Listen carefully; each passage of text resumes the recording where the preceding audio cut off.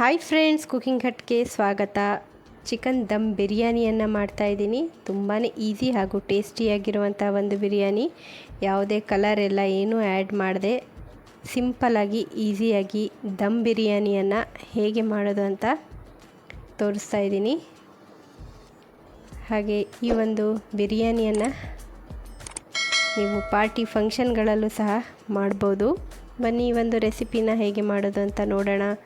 ಇಲ್ಲಿ ಮೊದಲಿಗೆ ನಾನು ಚಿಕನನ್ನು ಮ್ಯಾರಿನೇಟ್ ಮಾಡ್ತಾಯಿದ್ದೀನಿ. 1/4 ಚಮಚದಷ್ಟು ಅರಿಶಿಣದ ಪುಡಿ, 1 ಚಮಚದಷ್ಟು ಖಾರದ ಪುಡಿ ಹಾಗೂ 1 ಚಮಚದಷ್ಟು ಧನಿಯಾ ಪುಡಿ, 1 ಚಮಚದಷ್ಟು ಇಲ್ಲಿ ಮೊಸರನ್ನು ತೊಗೊಂಡಿದ್ದೀನಿ.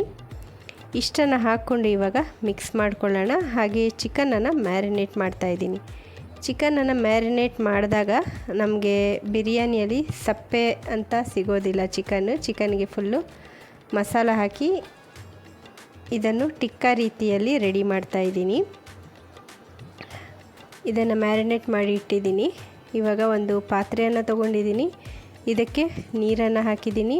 ಇದಕ್ಕೆ ಚಕ್ಕೆ, ಲವಂಗ, ಏಲಕ್ಕಿ ಹಾಗೂ ಸ್ವಲ್ಪ ಆಯಿಲ್, 2.5 ಟೀ ಸ್ಪೂನಷ್ಟು ಉಪ್ಪನ್ನು ಹಾಕ್ಕೊಳ್ತಾ ಇದ್ದೀನಿ. ಇಲ್ಲಿ ಅರ್ಧ ಕೆಜಿಯಷ್ಟು ನಾನು ಚಿಕನ್ ಬಿರಿಯಾನಿಯನ್ನು ಮಾಡ್ತಾಯಿದ್ದೀನಿ. ಹಾಗೆ ಸ್ವಲ್ಪ ಆಯಿಲ್ ಕೂಡ ಸೇರಿಸ್ಕೊಳ್ತಾ ಇದ್ದೀನಿ. ಇದಿವಾಗ ಕುದಿ ಬರೋವರೆಗೂ ಇದನ್ನು ಬಿಡೋಣ. ಇದಕ್ಕೆ ನಾನು ಕಲರಿಗಂತ ಸ್ವಲ್ಪ ಅರಿಶಿಣವನ್ನು ಹಾಕ್ಕೊಳ್ತಾ ಇದ್ದೀನಿ. ಹಾಗೆ ಸ್ವಲ್ಪ ಪುದೀನ ಸೊಪ್ಪನ್ನು ಕೂಡ ಹಾಕ್ತಾಯಿದ್ದೀನಿ. ಇದು ಅರಿಶಿಣ ಹಾಕೋದ್ರಿಂದ ಚೆನ್ನಾಗಿ ಕಲರ್ ಬರುತ್ತೆ, ಯೆಲ್ಲೋ ಕಲರ್. ಇದನ್ನು ಇವಾಗ ಇಡೋಣ. ನಂತರ ಇನ್ನೊಂದು ಪಾತ್ರೆಯನ್ನು ನಾನು ಇಟ್ಕೊಳ್ತಾ ಇದ್ದೀನಿ. ಇದರಲ್ಲಿ ನಾವು ಗ್ರೇವಿಯನ್ನು ರೆಡಿ ಮಾಡ್ಕೊಳ್ಳೋಣ. ಇಲ್ಲಿ ಇವಾಗ ರಿಫೈನ್ಡ್ ಆಯಿಲನ್ನು ಹಾಕ್ಕೊಳ್ತಾ ಇದ್ದೀನಿ. ಸ್ವಲ್ಪ ತುಪ್ಪ ಬೇಕಾದರೂ ನೀವಿಲ್ಲಿ ಆ್ಯಡ್ ಮಾಡ್ಕೋಬೋದು. ಇದಕ್ಕೆ ಇವಾಗ ಚಕ್ಕೆ, ಲವಂಗ, ಏಲಕ್ಕಿಯನ್ನು ಹಾಕ್ಕೊಳ್ತಾ ಇದ್ದೀನಿ. 50 ಗ್ರಾಮ್ ಅಷ್ಟು ಆಯಿಲ್ ಇಲ್ಲಿ ಹಾಕ್ಕೊಂಡಿದ್ದೀನಿ ನಾನು. ಇದಕ್ಕೆ ಚಕ್ಕೆ, ಲವಂಗ, ಏಲಕ್ಕಿಯನ್ನು ಹಾಕ್ಕೊಳ್ತಾ ಇದ್ದೀನಿ. ನಂತರ ಇದಕ್ಕೆ ಸಣ್ಣದಾಗಿ ಈರುಳ್ಳಿಯನ್ನು ಕಟ್ ಮಾಡಿ ಹಾಕ್ಕೊಳ್ತಾ ಇದ್ದೀನಿ. 2 ಈರುಳ್ಳಿಯನ್ನು ಹಾಕಿದ್ದೀನಿ, ದೊಡ್ಡದಾಗಿರುವಂಥ 2 ಈರುಳ್ಳಿ. ಇದನ್ನು ಸ್ವಲ್ಪ ರೆಡ್ ಆಗೋವರೆಗೂ ನಾವು ಫ್ರೈ ಮಾಡ್ಕೊಳ್ಳೋಣ ಚೆನ್ನಾಗಿ.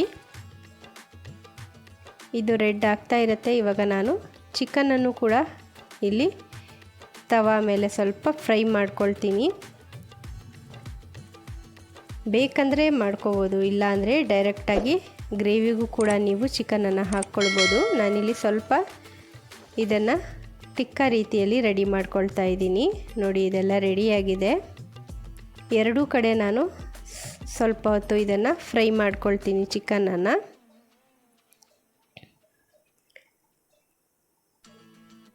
ಆವಾಗ ನಮಗೆ ಒಂದು ಕಬಾಬ್ ರೀತಿಯಲ್ಲಿ ಇದು ಟೇಸ್ಟ್ ಕೊಡುತ್ತೆ. ಹಾಗೂ ಬಿರಿಯಾನಿಯಲ್ಲಿ ಸಪ್ಪೆ ಅಂತ ಅನಿಸೋದಿಲ್ಲ, ಚೆನ್ನಾಗಿ ಬರುತ್ತೆ.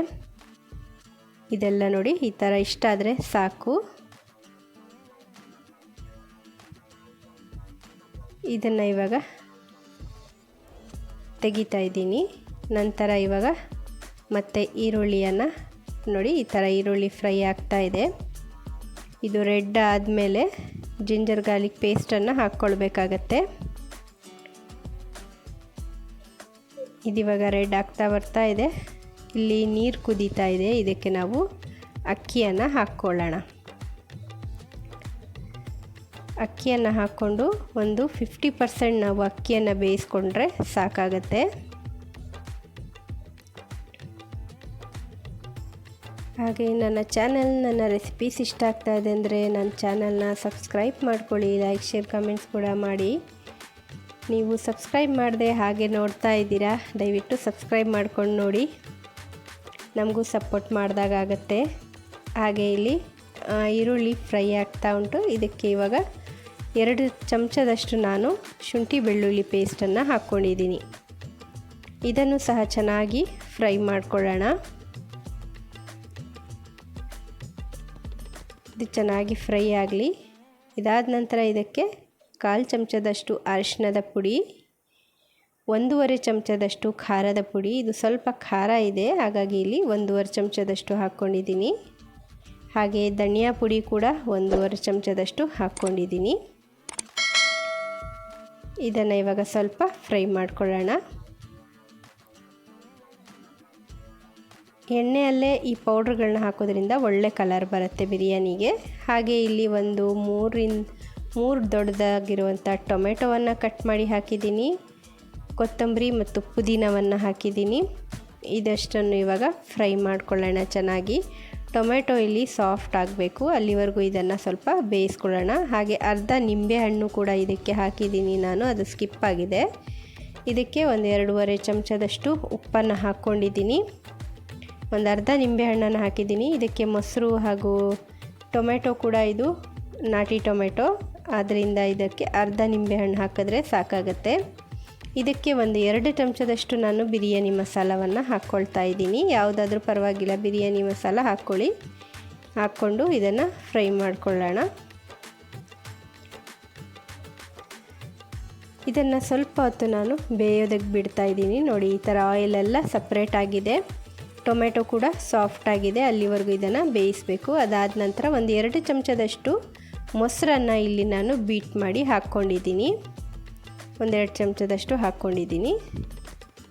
ಸೊ ಇದನ್ನು ಕೂಡ ಇವಾಗ ಫ್ರೈ ಮಾಡ್ಕೊಳ್ಳೋಣ. ಚೆನ್ನಾಗಿ ಫ್ರೈ ಆಗ್ತಾ ಇದೆ. ಇದಕ್ಕೆ ಇವಾಗ ನಾವು ಫ್ರೈ ಮಾಡಿರುವಂಥ ಚಿಕನನ್ನು ಇದಕ್ಕೆ ಹಾಕ್ಕೊಳ್ಳೋಣ. ಹಾಕ್ಕೊಂಡು ಸ್ವಲ್ಪ ಹೊತ್ತು ಇದರಲ್ಲೇ ಇದನ್ನು ಫ್ರೈ ಮಾಡ್ಕೊಳ್ಳೋಣ. ನೋಡಿ, ಈ ಥರ ಜ್ಯೂಸಿಯಾಗಿ ಚೆನ್ನಾಗಿ ಬಂದಿದೆ ಚಿಕನ್ನು. ಇಲ್ಲಿ ಫ್ರೈ ಆಗ್ತಾ ಇದೆ.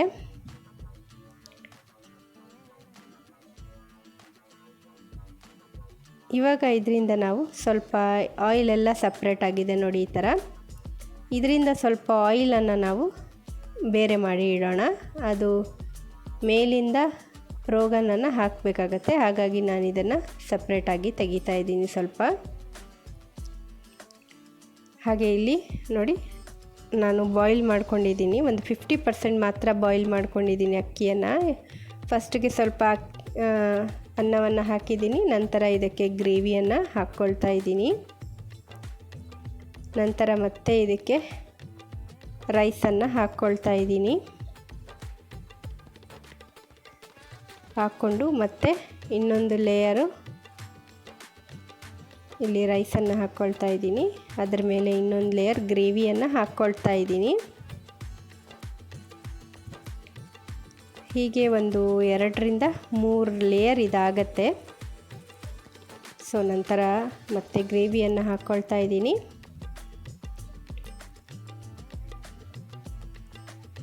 ಲಾಸ್ಟ್ ಇದಕ್ಕೆ ಮತ್ತೆ ರೈಸನ್ನು ಹಾಕ್ಕೊಳ್ತಾ ಇದ್ದೀನಿ ಮೇಲಿಂದ.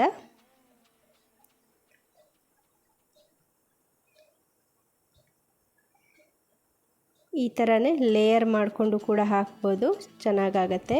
ಮೇಲಿಂದ ಮತ್ತೆ ಗ್ರೇವಿಯನ್ನು ಹಾಕ್ತಾ ಇದ್ದೀನಿ. ಹಾಗೆ ಮೇಲಿಂದ ಮತ್ತೆ ರೈಸ್,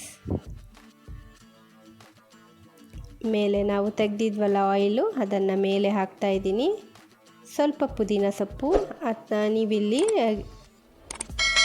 ತುಪ್ಪ ಬೇಕಾದರೂ ಹಾಕ್ಕೊಳ್ಬೋದು. ಇದಕ್ಕೆ ನಾನು ಕೆಳಗಡೆ ಒಂದು ತವಾ ಇಟ್ಟಿದ್ದೀನಿ, ಅದರ ಮೇಲೆ ಇದನ್ನು ಇಟ್ಟಿದ್ದೀನಿ. ಹಾಗೆ ಏನಾದರೂ ವೇಟ್ ಇರುವಂಥ ವಸ್ತುವನ್ನು ಇದ್ರ ಮೇಲೆ ಇಟ್ಟರೆ ಒಂದು 20 ನಿಮಿಷ ನಾವು ದಮ್ ಮಾಡಿಕೊಂಡ್ರೆ ಸಾಕು. ಚಿಕನ್ ದಮ್ ಬಿರಿಯಾನಿ ರೆಡಿ ಆಗುತ್ತೆ.